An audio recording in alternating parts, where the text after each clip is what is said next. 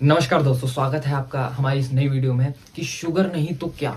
हम लोग क्या वो अल्टरनेटिव्स हैं जिसकी शुगर के स्थान पे जिनको हम यूज़ कर सकते हैं ताकि हमारी जो एक मीठे की आदत है वो भी बनी रहे और साथ ही साथ हम लोग न्यूट्रिशन को भी प्राप्त कर सकें जो कि चीनी में नहीं होता है। तो सबसे पहले बात करेंगे हम लोग इस पे बात ही क्यों कर रहे हैं, क्यों हम लोगों को ये आवश्यकता पड़ी कि हमें चीनी के अल्टरनेटिव देखने पड़ गए। चीनी में ऐसा क्या है, क्यों हम लोग नहीं खाना चाहिए। तो सबसे पहले बात करें तो चीनी जो है उसमें नेचुरल प्रोडक्ट है। ऐसी बात नहीं है कि केमिकल प्रोडक्ट है या कुछ और है, लेकिन गन्ने से जब चीनी बनती है तो उसको काफ़ी बार रिफाइन किया जाता है और उसमें इतना केमिकल कंटेंट डाला जाता है कि एंड में जो प्रोडक्ट होता है उसमें गन्ने का कुछ रह ही नहीं जाता है। उसमें जो केमिकल कंटेंट्स होते हैं एक्चुअल वो प्रोडक्ट जो चीनी जिसे हम कहते हैं वो केवल और केवल मीठापन और प्लस केमिकल का एक मिश्रण होती है और कुछ भी नहीं होता। उसमें न्यूट्रिशन वैल्यू एकदम ज़ीरो होती है, यानी कि किसी भी प्रकार का कोई भी न्यूट्रिशन उसमें मौजूद नहीं होता है। वहीं अगर हम बात करें इसके अल्टरनेटिव के तो बहुत सारे अल्टरनेटिव हैं, जैसे कि खांड हो गया, मिश्री हो गया, कोकोनट हो गया, डेट शुगर हो गया या फिर गुड़ हो गया। तो ये सारे अल्टरनेटिव हैं, लेकिन यहाँ पे एक बात आती है कि शुगर दरअसल क्या ऐसी चीज़ें हैं जिसके कारण हम लोगों को नहीं यूज़ करना चाहिए। तो शुगर में दरअसल जब शुगर केमिकल कंटेंट होने के कारण जब शुगर हमारे अंदर जाती है तो वो पूरी तरीके से शरीर जो है, हमारी आंतें जो हैं उसको डाइजेस्ट नहीं कर पाती हैं और किसी ना किसी रूप में वो हमारे शरीर में फैट के रूप में जमा हो जाती है। हमें वैली पे जो फैट आता है मोस्ट ऑफ दी कई लोगों का पकड़ने में काफ़ी दिक्कत होती है, काफ़ी भारी हो जाता है शरीर। तो उसके कारण वो जो है फैट वहाँ पे इकट्ठा होता रहता है, धीरे धीरे इकट्ठा होता रहता है और 60% से अधिक बीमारियां डिस्कवर होती जा रही हैं कि ये भी अच्छा, ये भी शुगर से होता है, अच्छा ये भी शुगर से होता है। तो स्टिल प्रोसेस में है कि बहुत सारी बीमारियां अभी पता लग रही हैं कि शुगर की वजह से ये बीमारियां हैं। तो जो ये लेयर शरीर के ऊपर बढ़ती जाती है इसकी वजह से बहुत सारी 60 मैंने जैसा कि बताया 60% से अधिक बीमारियां इसी के कारण होती हैं। वहीं पे हम बात करें कि इसके अल्टरनेटिव्स क्या हैं, तो अल्टरनेटिव्स हैं जैसे कि खांड हो गया, मिश्री हो गई, ब्राउन शुगर हो गई, कोकोनट शुगर हो गई, डेट शुगर हो गई या फिर गुड़ हो गया। तो हम लोग एक एक करके इन पे बात करते हैं। तो सबसे पहले हम लोग देखते हैं खांड को। खांड एक सेम प्रकार का प्रोसीजर फॉलो करता है जैसे कि चीनी में होता है कि हमने पहले गन्ना लिया, गन्ने से उसका रस निकाला, रस को गर्म किया, गर्म करते जाते हैं उसको 2 से 3 दिन तक उसको अच्छे से गर्म करा जाता है और मिक्स किया जाता है।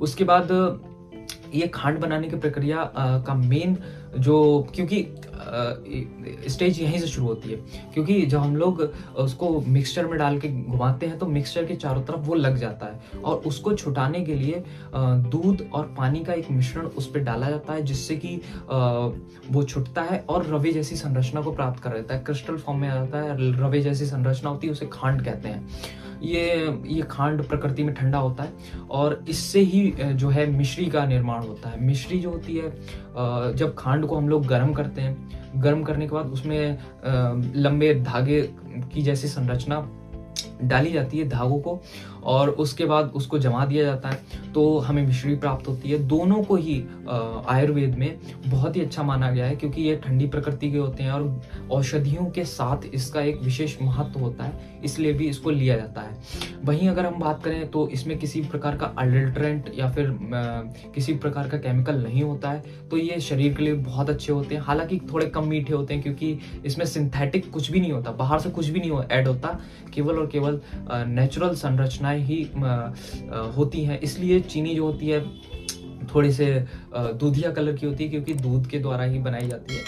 तो इसमें केमिकल कंटेंट बिल्कुल ही नहीं होता है। तो हम लोग कोकोनट शुगर की जब बात करते हैं तो कोकोनट शुगर कोकोनट का जो नारियल होता है उसका रस होता है उसको इकट्ठा करके बनाया जाता है। उसको इकट्ठा करके और गर्म करके उसको एक फ्लेवर में ढाल करके बनाया जाता है। हालांकि हमारे इधर थोड़ा सा महंगा बिकता है, आप जब इंटरनेट पे देखें थोड़ा सा महंगा होता है, लेकिन फिर भी वो एक अच्छा अल्टरनेटिव है। उसके साथ साथ अगर हम बात करें तो एक डेट शुगर आती है। डेट शुगर में फाइबर कंटेंट ज़्यादा होता है और रेसिड्यू रह जाते हैं।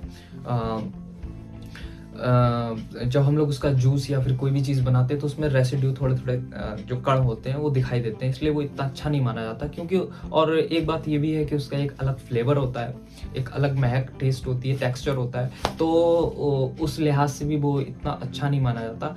लेकिन अब जो बात करने जा रहे हैं सबसे ज़्यादा रॉ मटेरियल होता है उसकी, गुड़ की।